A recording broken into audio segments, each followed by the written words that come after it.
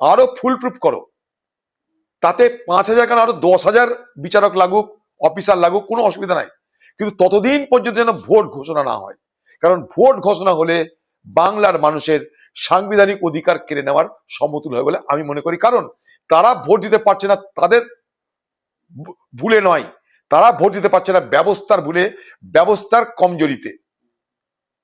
এটা সিস্টেম তোমার কমজোর। যারা ভোট দিতে চাইছে তারা কিন্তু কমজোর নয়, কোথায় বানান ভুল তারা কি করবে, তুমি ঠিক করে নাও, বাড়ি বাড়ি যাও,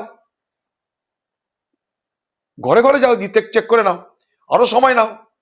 কিন্তু কোনো অবস্থাতেই আমার সাংবিধানিক অধিকার, ভোট দেওয়ার অধিকার তুমি কেড়ে নিতে পারো না, বঞ্চিত করতে পারো না, সে যেভাবেই হোক। এটা আমি মনে করি একটা নির্বাচন যখন হবে তখন সেখানে যারা নির্বাচক মন্ডলী, যাদের বৈধ অধিকার আছে সে নির্বাচনে অংশগ্রহণ করবার, তাদের প্রত্যেকের ভোট দেওয়ার সুযোগ করে দিতে হবে।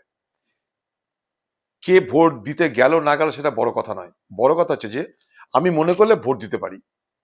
অর্থাৎ ভোট দেওয়ার অধিকার যেটা আমাদের সাংবিধানিক অধিকার, সেই অধিকারটা আমি এনজয় করবো, সেই অধিকার আমার আছে।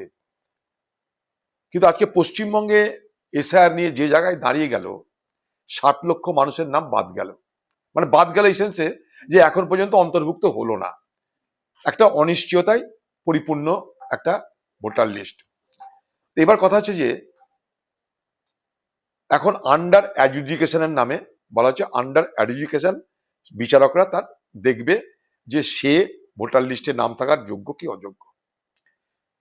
এটা কতদিন দেখবে? যতদিন না ভোটার লিস্ট পরিপূর্ণ হচ্ছে, সম্পূর্ণ হচ্ছে। তার মাঝে যদি নির্বাচন ঘোষণা হয়ে যায়, তাহলে যেদিন থেকে নির্বাচন ঘোষণা হবে সেটাই তো কাট অফ ডেট হয়ে যাবে, সেই দিন থেকে খতম। অর্থাৎ তখন এই যে 60 লক্ষ মানুষের ভবিষ্যৎ, কি তারা ভোট দিতে পারবে কি না পারবে এটা কিন্তু নির্ধারিত হলো না, তার আগে কিন্তু ভোট ঘোষণা হয়ে গেলে তারা সব বাদ পড়ে যাবে। অর্থাৎ অধিকার থাকা সত্ত্বেও মানুষ ভোট দিতে পারবে না, এইরকম বাতাবরণ তৈরি হবে একটা। তো আমার বক্তব্য হচ্ছে এটা যদি হয় তাহলে আমার বাংলার মানুষের, তাদের কি সাংবিধানিক অধিকার বঞ্চিত হচ্ছে না? অবশ্যই সাংবিধানিক অধিকার বঞ্চিত হচ্ছে। নির্বাচন কমিশনের দায়িত্ব সম্পূর্ণ ভোটার লিস্ট তৈরি করা, রাজ্যের দায়িত্ব নির্বাচন কমিশনকে সহযোগিতা করা। আজকে নির্বাচন কমিশনের শেষ লগ্নে এসে যখন বিচারক মন্ডলীয় নিয়োগ হচ্ছে, সেটাও তো রাজ্যেরই সব বিচারকরা। যারা বিএলও, এআরও, এইআরও, ডিএম, তারা তো রাজ্যের। তারা যদি সবাই সহযোগিতা করে নির্বাচন কমিশনকে, আর নির্বাচন কমিশন যদি মনে করে না আমি প্রত্যেকটা ভোটারকে আমি ভোট দেওয়ার সুযোগ করে দেব, তাহলে আগামী নির্বাচন দেরি করা উচিত।